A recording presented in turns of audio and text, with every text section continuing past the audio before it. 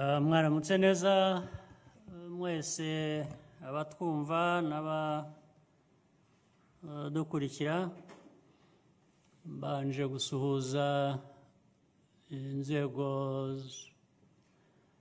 n'abazikuriye z'igihugu cyacu n'inshuti z'u Rwanda n'abanyarwanda bose n'abatuye u Rwanda ndabaramukije kandi ntabwo nibagirwa no kubifuriza kurangiza neza uyu mwaka tugiye gusoza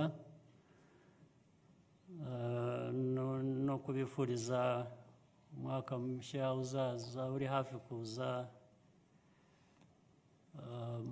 mu bihe bya vuba. Igihe nk'iki rero ngira ngo muribuka umwaka ushize twari duteraniye mu mushyikirano. Icyo gihe ntabwo ku gihugu cyacu cyari gihagaze neza kandi ari byo, ndetse na nyuma yaho dusoza umwaka ushize nababwiye ko umwaka w'ibihumbi 2019 watubereye mwiza, ndetse nizera ko n'undi ugiye gukurikira uzaba mwiza, ariko ndetse mvuga ko ushobora no kuba warushaho kuba mwiza. Ariko niba mwibuka neza narababwiye ko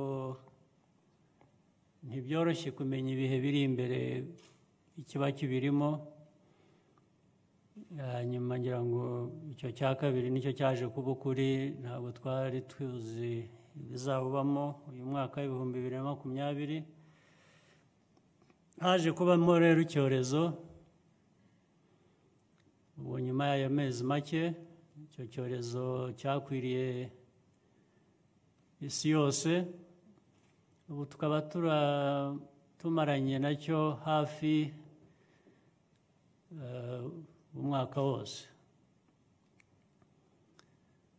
Ariko nubwo icyo cyorezo cya COVID cyatugezeho ingaruka zikomeye, ndetse bikaba ngombwa ko duhindura bimwe mu byo twari twarateganije, ndagira ngo nongere mbabwire ko igihugu cyacu gikomeje guhagarara neza no muri ibyo byose. Gihagaze neza, n'impamvu zibyerekana ziragaragara.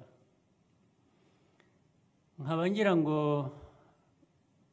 mbere yo gukomeza mbanze nshimira abanyarwanda mwese ubwitange, ubufatanye no gukora cyane mukomeje kugaragaza ubushake kugira ngo duhangane n'ibyo bibazo. Ubwo ndashimira rero twese inzego abayobozi b'igihugu bakoreramo, abantu bose barahagurutse bakora ibishoboka bahangana n'iki cyorezo kigikomeza, nta nubwo kirarangira, ntibirasobanuka aho kigana. Tugomba kumenyera kubana nacyo mu gihe kigihari, tukarwana nacyo kandi duharanira kugira ngo dukomeze ubuzima bwiza bugende nk'uko bukwiye, ariko duhanganye n'icyo cyorezo.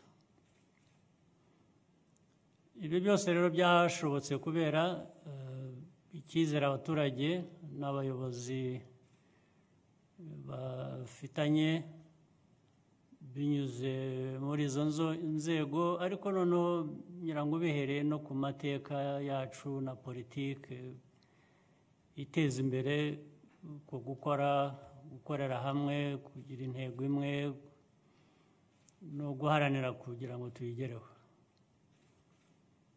Twabonye akamaro k'imbaraga u Rwanda rushyira mu bikorwa bitandukanye. ibi byongereye ubutwari no kwihangana abanyarwanda basanganywe, bifasha no guhangana n'ingaruka z'iki cyorezo. Muri gahunda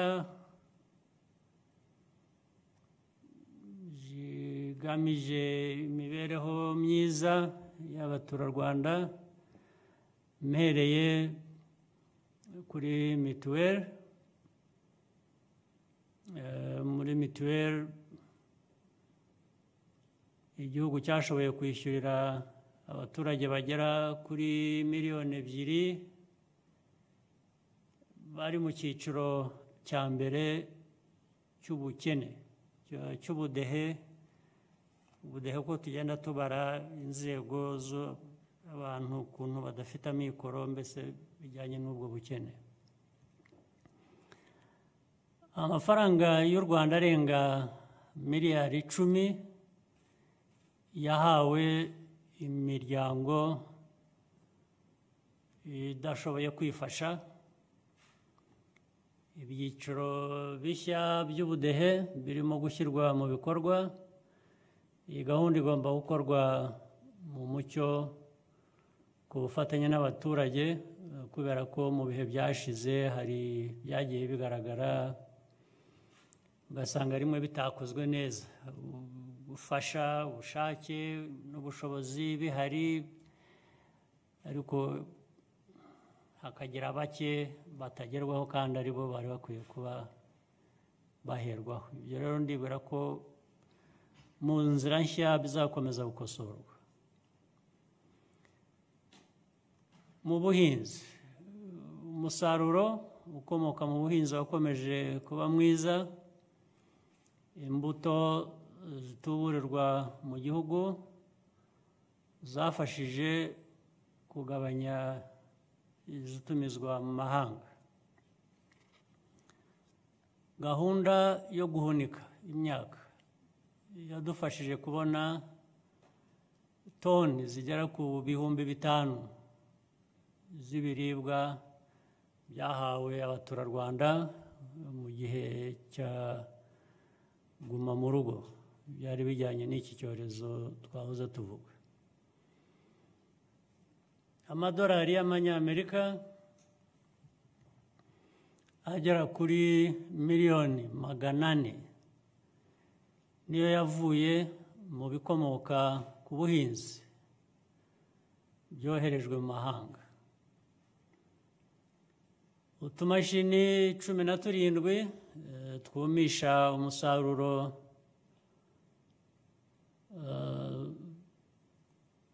twaraguzwe muri gahunda yo kurwanya indwara z'imyaka ziterwa na aflatoxin, kandi n'ibigega bigera kuri 500 byarubatswe. Hari n'ibindi rero ntashoboye kurondora byose ngo mbirangize. Muri ibyo by'ubuhinzi, ubuhinzi buratera imbere kandi tuzakomeza kubwitaho. Twubatse, nkurikijeho ibijyanye n'ubuzima, twubatse ibitaro 3 bishya: Gatunda muri Nyagatare, Nyarugenge na Gatonde muri Gakenke.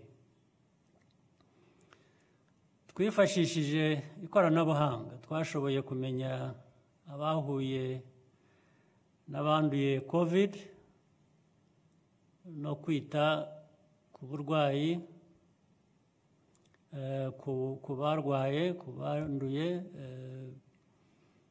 abarwaye iyo ndwara ya COVID. Twashyizeho inyubako yihariye ivurirwamo indwara z'umutima, kandi tugura n'imashini nshya ya MRI. Ubundi abantu bajyaga bajya mu bihugu byo hanze kujya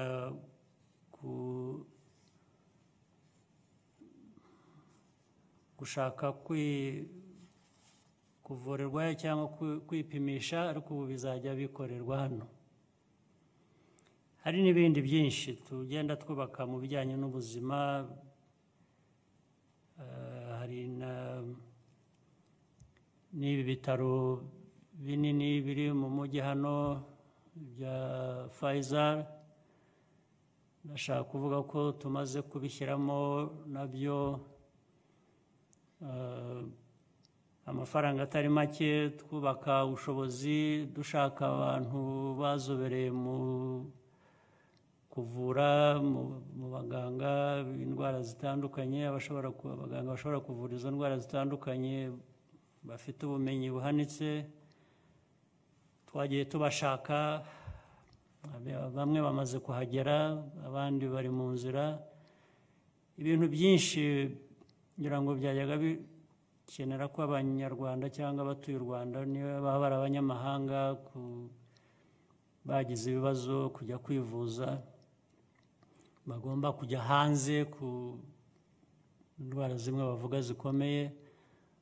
Inyinshi zajya zivurizwa hano, ndetse no mu karere tuzaba dufite ubushobozi buhagije ku buryo nabo mu karere bashobora kugana u Rwanda mu buryo bwo kuhivurizaho, kugira ngo bajye ahandi hahenze cyane kure yo muri aka karere dutuyemo. Reka njye mu burezi rero. Hubatswe ibyumba by'amashuri 22,000. Amashuri yongeye gutangira hubahirizwa ingamba zo kwirinda COVID.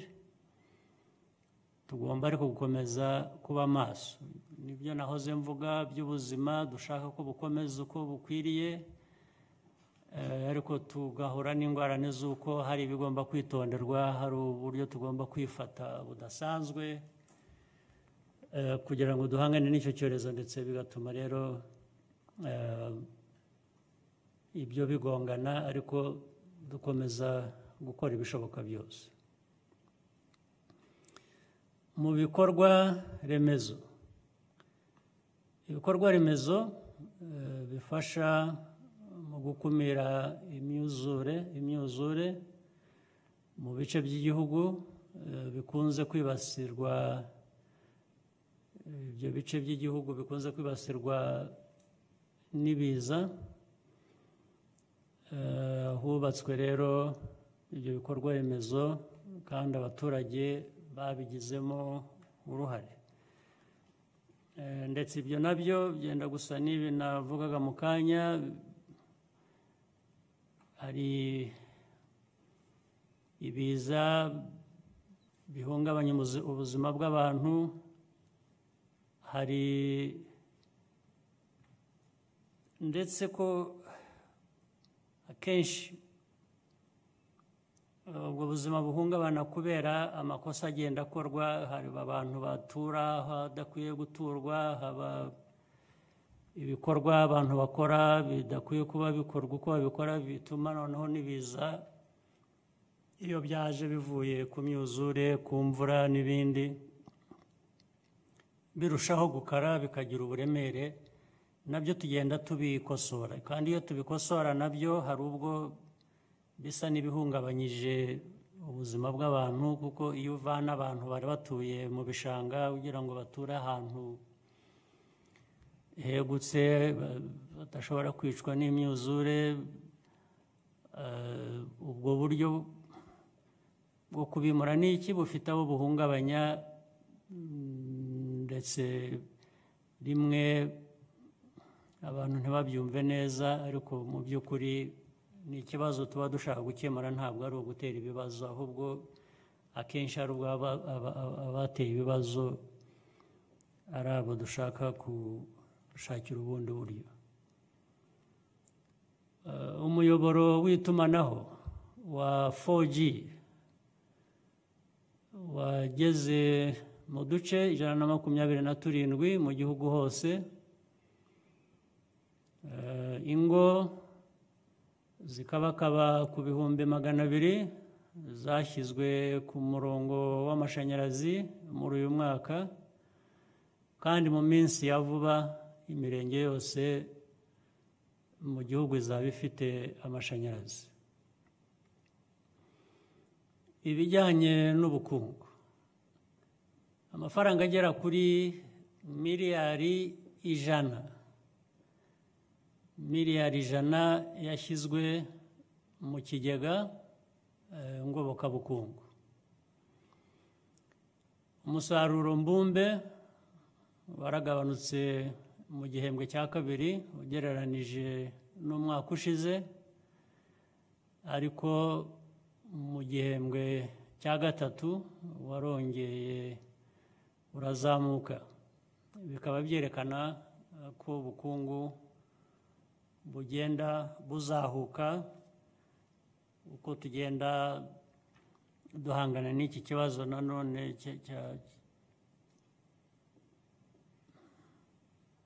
cy'icyorezo kidusubiza inyuma kenshi kuri byinshi, ariko nanone hari byinshi bigenda bigerwaho muri izo ngorane. Twongeye gutangiza ubukerarugendo n'inama n'ubucuruzi bwambukiranya imipaka. Nubwo twahuye n'iki cyorezo, ishoramari rishya rigera ku mishinga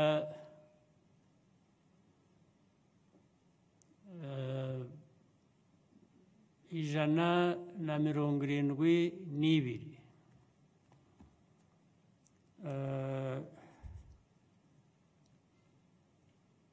ifite agaciro ka miliyari 1,200,000,000 by'amadolari. Ibyo byaragaragaye, iyo mishinga yaranditswe, turayifite 172 ingana na miliyari 1,200,000,000. Ikaba izahanga imirimo mishya 22,000. Umutekano n'ububanyi n'amahanga, twafatanije n'ibihugu duturanye kugerageza gukemura ibibazo by'umutekano mu karere.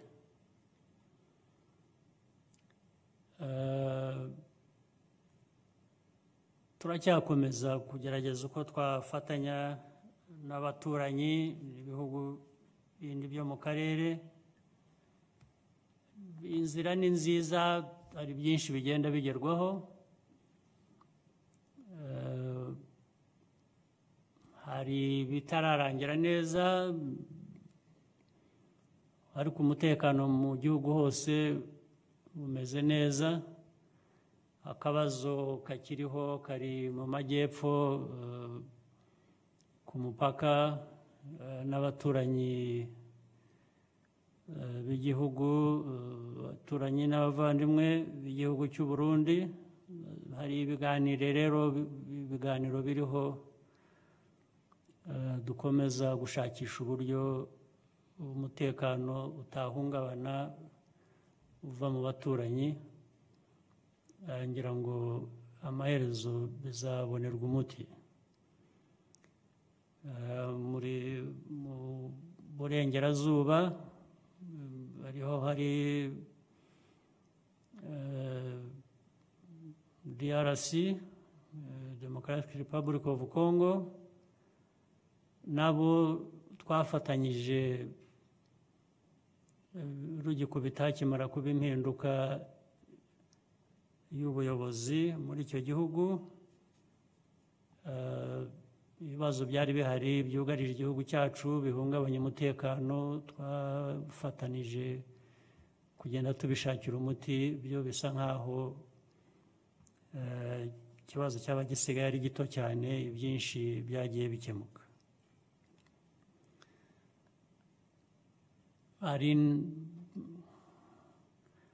uburengerazuba nta kibazo dufite, hari ikibazo igihugu cy'inshuti dukorana neza, nta kibazo cy'umutekano cyaturuka. Ari mu majyaruguru haracyari utubazo, nabwo ndibwira ko amaherezo ibibazo byaba bisigaye bizageraho bigakemuka, kuko nibwira ko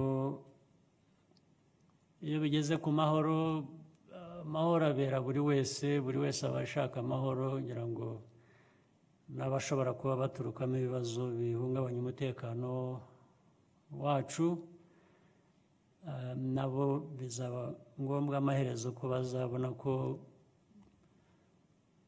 dufite umutekano nabo bakawugira, ari byo twese dukwiye kuba twifuza. Muri Kamena 2021 twiteguye kwakira inama y'abakuru ba guverinoma b'ibihugu bihuriye ku rurimi rw'icyongereza bya CHOGM. Dukomeje kugirana umubano mwiza n'abafatanyabikorwa n'abandi baterankunga. Hari ibihugu byinshi cyangwa imiryango dufatanya bidutera inkunga, dukorana neza ku buryo navuga bushimishije, kandi twifuza ko byakomeza. Ibi bikaba byarafashije mu guhangana n'icyorezo cya COVID. Turashimira kandi ababigizemo uruhare bose muri ubwo bufatanye mu kudutera inkunga, ndetse abakoze akazi nk'abakora akazi kabo nyine uko bikwiye. Ubu ndavuga abanyarwanda cyangwa abandi bari mu Rwanda, harimo abakozi bo mu nzego z'ubuzima, cyane cyane abari ku isonga mu kurwanya iki cyorezo, n'abajyanama b'ubuzima. Turatekereza kandi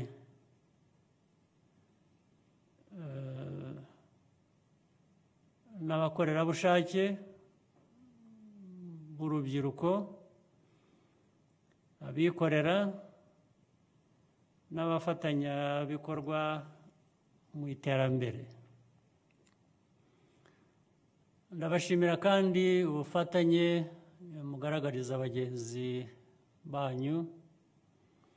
Aha twavuga abanyarwanda baba mu mahanga batanze inkunga y'amafaranga yo kugoboka abaturage bakomwe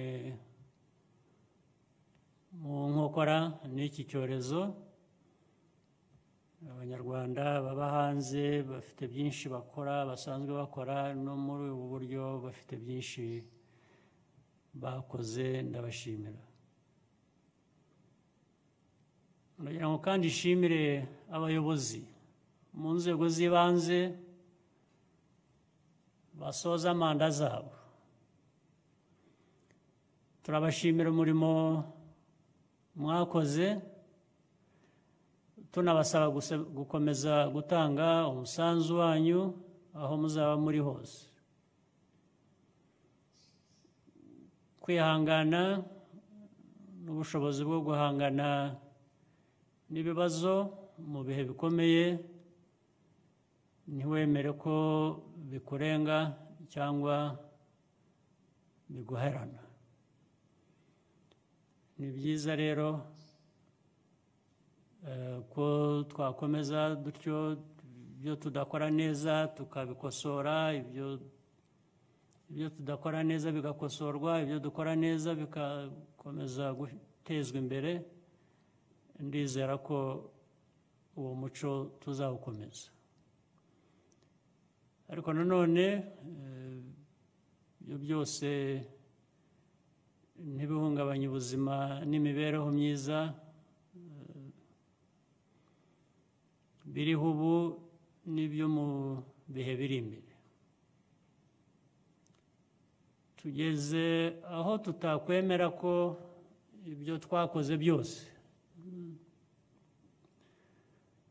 twirinda biba imfabusa. Iki ntabwo ari igihe cyo gucogora, kugabanya imbaraga, ahubwo ni ukurinda ibyo tugezeho bishimishije, tugaharanira ibyo tugishaka kugeraho, tugakora ibishoboka byose, tugahora dutera intambwe.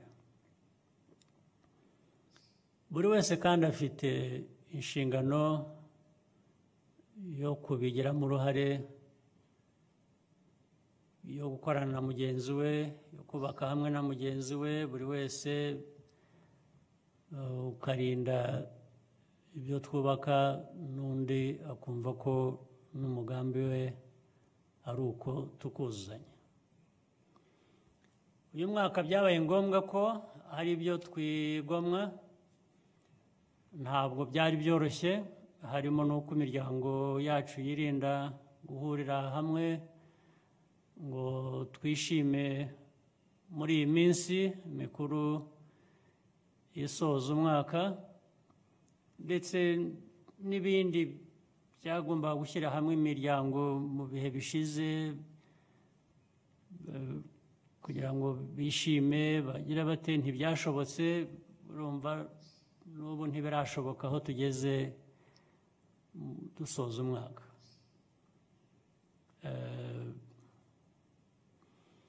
Iyo hataba uko kwigomwa rero, byo byari kugorana, bigatuma dutakaza byinshi, ndetse harimo n'ubuzima, kuko hari abatakaje ubuzima.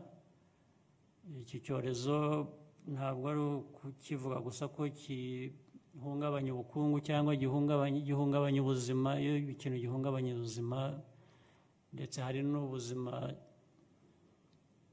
butakara, abantu bakabura ubuzima bwabo, niko byagiye biba. Rero twese dufatanije tuzongere dusubire mu nzira y'iterambere ryihuse, bityo dukomeze tuzamure imibereho myiza yacu n'imibereho y'imiryango yacu. Nsoza, ndagira ngo nongere nshimire Abanyarwanda twese, inshuti zacu n'abafatanyabikorwa bacu kuba dukomeje gufatanya uru rugendo. Twongere ibikorwa bibe byinshi, twongere intambwe, twihute. Nagira ngo rero ndangize mbifuriza mwese Noheli nziza, muzagire Noheli nziza, muzarangize umwaka neza, umwaka tuzaba dushoje tujya mu wundi nawo mushya tuwutangire neza. Mbifurije amahoro y'Imana, murakoze cyane.